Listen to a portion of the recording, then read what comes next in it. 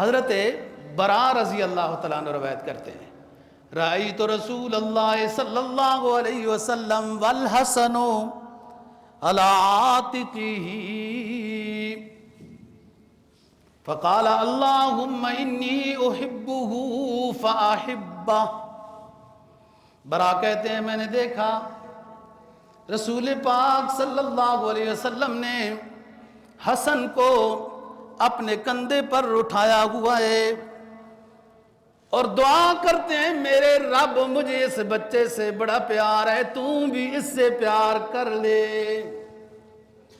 حضرت ابی بکر رضی اللہ تعالیٰ عنہ روایت کرتے ہیں، رأیت رسول اللہ صلی اللہ علیہ وسلم وہو علی المنبر والحسن علی جنبہ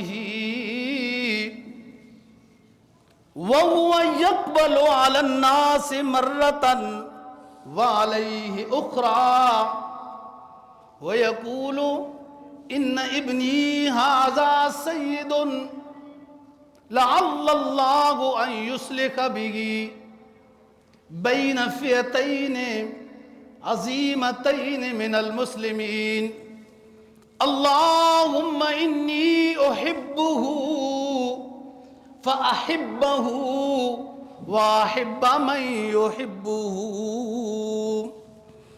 حضرت ابی بکر رضی اللہ تعالیٰ عنہ روایت کرتے ہیں میں نے دیکھا رسول پاک صلی اللہ علیہ وسلم منبر پر تشریف فرمائے اور حسن آپ کی دائیں جانب بیٹھا ہوا ہے، آپ خطبہ دے رہے ہیں، کبھی لوگوں کو خطبہ دیتے ہوئے دیکھتے ہیں اور پھر دوسری مرتبہ اپنے نواسے حسن کو دیکھتے ہیں اور پھر دعا کرتے ہیں۔ ایک جملہ ارشاد فرماتے ہیں کہ اے میرے رب یہ میرا بیٹا یہ سردار اور سید بیٹا ہے، ایک زمانہ آئے گا یہ میرا بیٹا دو عظیم مسلمانوں کی جماعت میں یہ صلح کرائے گا۔ یہ دنیا نے یہ منظر دیکھا۔ حضرت علی رضی اللہ تعالیٰ عنہ کی شہادت کے بعد حضرت علی نے اپنا خلیفہ نامزد کیا حضرت حسن رضی اللہ تعالیٰ عنہ کو۔ حضرت حسن کی خلافت 6 مہینے ہے، اس 6 مہینے چھٹے مہینے میں حضرت حسن کو سارے سازشی سمجھ آ گئے تھے۔ یہ خط لکھتے ہیں حضرت امیر معاویہ رضی اللہ تعالیٰ عنہ کو کہ ہم آپ سے صلح کرنا چاہتے ہیں، آپ کی شرائط کیا ہوگی؟ حضرت امیر معاویہ رضی اللہ تعالیٰ عنہ نے اپنی حکومت کا لیٹر پیڈ وہ کاغذ کچھ نہ لکھا اور آخر میں اپنے دستخط کر کے بھیج دیا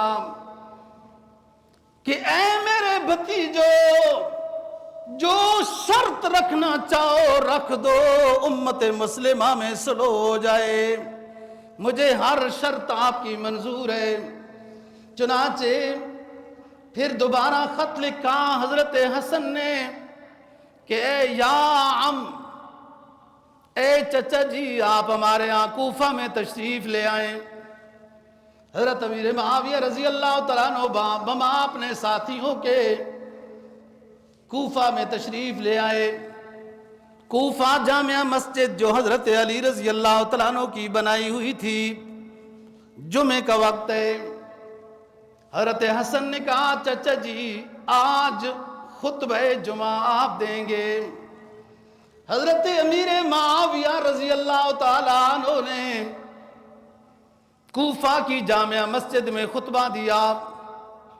حسن کھڑے ہوئے سب سے پہلے اعلان کیا کہ میں اپنی خلافت کو حوالے کر رہا ہوں اپنے چچا امیر معاویہ رضی اللہ تعالیٰ عنہ کے، اور ہاتھ پر بیعت کی کہ آپ کی سلطنت ہوگی اب ساری حجاز میں بھی، مکہ مدینہ میں بھی، کوفہ اور یمن میں بھی جو حضرت علی کی جگہ ہیں۔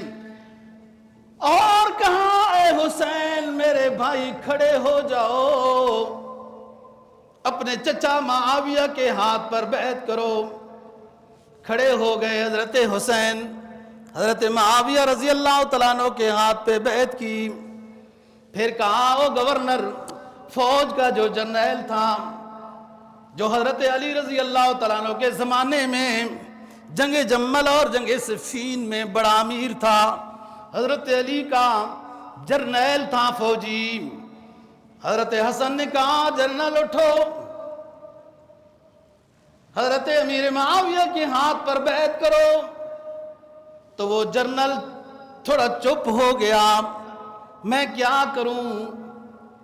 کچھ عرصہ پہلے اسی معاویہ کے خلاف میں جنگیں کرتا رہا، آج کیسے ہاتھ ملاؤں؟ مجھے شرم آ رہی ہے. حضرت حسن نے کہا ہمارا آرڈر ہے، ساری پرانی قدورتیں بھلا دو، سب جنگوں کے نقشے بھلا دو. آج حسن نے دو مسلمان جماعتوں کے درمیان صلح کرا لی ہے، اس لیے جنرل صاحب آپ کو بھی اٹھنا پڑے گا. چنانچہ وہ اٹھے اور حضرت امیر معاویہ رضی اللہ تعالیٰ عنہ کے ہاتھ پر بیعت کی. میں یہ کہہ رہا ہوں رسول پاک صلی اللہ علیہ وسلم کی دائیں جانب جمعہ کے خطبہ کے دوران حضرت حسن بیٹھے ہوئے ہیں. راوی کہتے ہیں کبھی خطبہ کے دوران رسول پاک عوام کو دیکھتے ہیں اور کبھی حضرت حسن کو دیکھتے ہیں اور پھر فرماتے ہیں اے اللہ میرا یہ بیٹا ہے، یہ سردار ہے، ایک زمانہ آئے گا امت مسلمہ وہ دور دیکھے گی کہ دو عظیم مسلمان جماعتوں میں میرا یہ سردار بیٹا صلح کرائے گا. وہ یہی صلح ہے جو حضرت امیر معاویہ اور حضرت علی رضی اللہ تعالیٰ عنہ کی جماعتوں میں صلح کرائی گئی.